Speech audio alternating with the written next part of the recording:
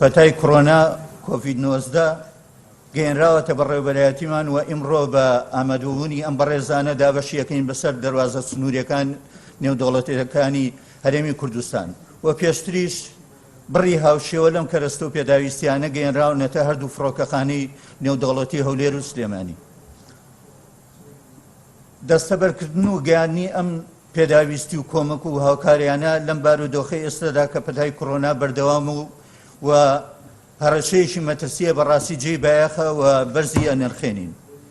بۆیە ئێمە وەکو بەڕێوەبەرایەتی گشتی گومرگی هەرێمی کوردستان و لە بری هاوڵەکانم لە دەواازە سنووریەکان سوپاس و پێزانینی خۆمانەگەیەنینە باڵێۆزخانەی ئەمریکا لە بەغداد و کونسڵگەری ئەمریکا لە شاری هەولێر و هەموو لێپرسراوان و کارمەندەکانیان بۆ پشتیوانیکردنی ئێمە بۆ پەیوەندی بەردەوام و هاوپشتی ئێمە و کۆمەک و هاوکارەکانیان لە ماوەی ڕابردوو ئێستادا و هیواخوازی ژین کە بەردەوام بێ لە ئایندەدا. دووبارە بەخێر بێن و سوپاس و پێزانینمانەیە خوا بتابارێزێ.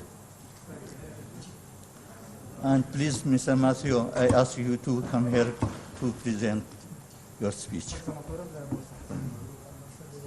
Welcome. Good morning. I'd like to thank Director General of Customs Samal Abdulrahman Aziz for hosting us here today as we hand over this shipment of personal protective equipment and supplies provided by the U.S. Department of State's Export Control and Border Security Program. بايتان باش دەمەوێت پێشەکی زۆر سپاسی بەڕێوەبەری گشتی گومرێک کاک ساماڵ عەبدوڕەحمان عەزیز بکەم بۆ پێشوازیکردنمان لێرە کە لەم بۆنەیەدا ئێمەمڕۆ بارێک لە کۆمەک و پشتیوانی خۆپارێزی کەسی پێشکەشەکەین کە لەلایەن نووسینگەی وەسەر بەزاری دەروی ئەمریکا بۆ پاراستن و کۆنتڕۆڵکردنی هاوردە وەروەها ئاسایشی سنوورەوە پێشکەش کراوە. This shipment represents the United States' continuing support to help mitigate the risk associated with the COVID-19 pandemic in Iraq. ئەم کۆمەکەی کە ئەمڕۆ پێشکەشەکەی نمونەیەکی کراوە دەرخەری پشتیوانی بەردەوامی ئەمریکایە بۆ ڕوبەڕبوونەوە کەمکردنەوەی مەترسیەکانی قەیرانی کۆرۆنا لە عێراقدا. Customs and Border Control officers are on the front lines facing the threat of coronavirus as they continue to secure the borders and facilitate commercial trade. The personal protective equipment that we're provided through our border security program will help your officers perform these critical functions while keeping them and their families safe. کارمەندانی گومرگ و خاڵەسنوریەکان لە هێڵی پێشەوەی بەرەنگاربوونەوەی مەترسیەکانی کۆرۆنا لە کاتێکدا سەرقاڵی ئەنجامدانی کارەکانیان لە دابنکردنی ئاسایش بۆ سنوورەکان و وەڕێخستنی جوڵەی بازرگانی.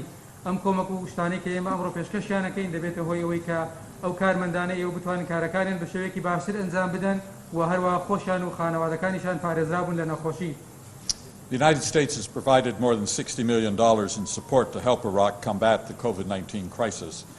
As we recently announced at our strategic dialogue, the United States is donating 500,000 additional doses of Pfizer vaccine to Iraq through the COVAX program. ویلایەتە یەکەتی ئەمریکا تاوەکو ئێستا زیاتر لە 6 ملیۆن دۆلاری بۆ عێراق پشتیوانیکردنی عێراق لە ڕوبەڕبوونەوەی قەیرانی کۆرۆنا تەرخان کردووە و هەروە لەم نزیکانەشا لە چوارچێوەی بەڕێوەچوونی دیالۆگی استراتیجیدا ڕامانگەیان نزیکەی 500,000 ڤاکسین دۆزی ڤاکسینی فایزەر بۆ عێراق دابینەکەین لە ڕێگەی دامەزراوەی کۆڤاکسەوە. We also announced through the strategic dialogue that the U.S. Centers for Disease Control and Prevention will train Iraqi public health workers to mitigate the health risk associated with mass gatherings, to improve infection prevention, and control and strengthen management and coordination in responding to the public health emergency. بەهەمان شێوە لە چوارچێوەی بەڕێوەچوونی دیالۆگی استراتیجیدا ڕامانگەیان کە سنتەرەکانی ڕوبەڕبوونەوەی نەخۆشی و هاوکردنەکانی ئەمریکا هەڵدەستن بە پێشکەشکردنی ڕاهێنان بۆ کارمەندانی کەری تەندروستی گشتی لە عێراقدا بۆ ئەوەی بتوانن ڕوبەڕووی نەخۆشیەکانی پەیوەست و لەکەوتەکانی کۆبوونەوەی گشتی ببنەوە و هەروەها بۆ مەسەلەی کۆنتڕۆڵکردن و ڕێگرتن لە نەخۆشیەکانی هەوکردن بە هەمان شێوەش بەهێزکردن و بەهێزکردنی بەڕێوەبردن و هەمانگیکردن لە ڕوبەڕبوونەوە و وەڵامدانەوەی حاڵەتەکانی فریاکەوتن لە کەر تەندروستی گشتیدا. This delivery is another example of how the United States remains committed to strengthen our ties with the Iraqi Kurdistan region. ئەم کۆمەکەی ئەمڕۆ پێشکەشەکەی نمونەیەکی ترە لە پیشاندانی پابەندی ئەمریکا بە بەهێزکردنی پەیوەندی لەگەڵ هەرێمی کوردستانی عێراقدا. The strategic partnership between us, between the United States and Iraq, including the Iraqi Kurdistan region, is based on a mutual desire for stability and prosperity. ئەو پەیوەندی هاوبەشەی کە لە نێوان ئەمریکا و عێراق و لە ناویشا هەرێمی کوردستان هەیە لەسەر ئەساسی ویستی هاوبەش بۆ خۆشگوزەرانی و ئاسایش بنیادراوە. Working together, our governments can mitigate the spread of COVID-19 in Iraq and throughout the region and work towards a more healthy and prosperous Iraq.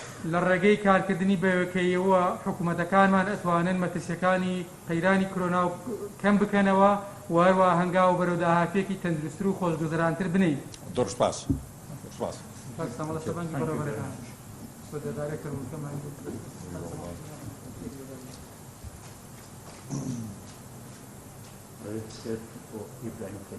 Ibrahim For Ibrahim Khalif.